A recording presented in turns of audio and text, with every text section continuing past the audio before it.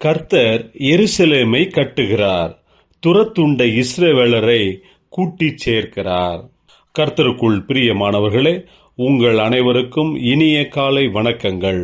இன்றைய வேதவசன தியானத்திற்கென்று நாம் தெரிந்தெடுத்திருக்கும் வேத பாகமானது கொலோசேயர் 2 அதிகாரம் 8 லௌகீக ஞானத்தினாலும் மாயமான தந்திரத்தினாலும் ஒருவனும் உங்களை கொள்ளை கொண்டு போகாதபடிக்கு எச்சரிக்கையாயிருங்கள். அது மனுஷர்களின் பாரம்பரிய நியாயத்தையும் உலக வழிபாடுகளையும் பற்றினதே அல்லாமல் கிறிஸ்துவை பற்றினதல்ல. பிரியமானவர்களே, இன்றைய வேத தியானத்தின் தலைப்பு பாரம்பரியங்கள் மற்றும் கிறிஸ்து என்பதே.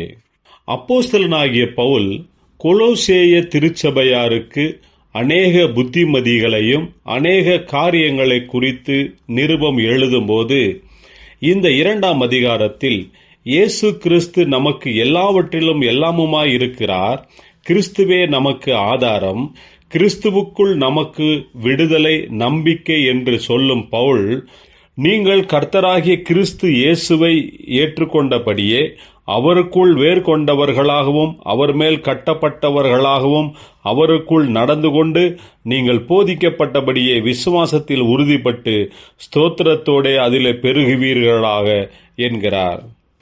இயேசு கிறிஸ்துவினுடைய உபதேசங்கள் அவருடைய மரணம் மற்றும் உயிர்த்தெழுதலின் மேல் விசுவாசம் உள்ளவர்களாக இருந்து அவருக்குள் நாம் ஜீவிக்கிறவர்களாக இருக்க வேண்டும். ஆனால் அநேக சமயங்களில் உலக பிரகாரமான போதனைகள், தத்துவ உபதேசங்கள் என்று பலரிடத்தில் இருந்தும் நமக்கு வரும்போது அவைகளை கேட்டு நாம் வழி விலகி போய்விடக்கூடிய சாத்தியங்கள் உண்டு. அவர்களை பின்பற்றவும் கூடும். அதனால்தான் அப்போஸ்தலனாகிய பவுல் எச்சரிக்கையின் வார்த்தைகளை இங்கு சொல்கிறார். உபதேசம், போதனைகள் நம்மை இன்னும் அதிகமாக கிறிஸ்துவுக்குள் வேரூன்றி நிற்கச் செய்யக்கூடியதாக இருக்க வேண்டும். அப்படி செய்யாத போதனைகள், உபதேசங்களை நாம் கேட்கவும் கூடாது, பின்பற்றவும் கூடாது.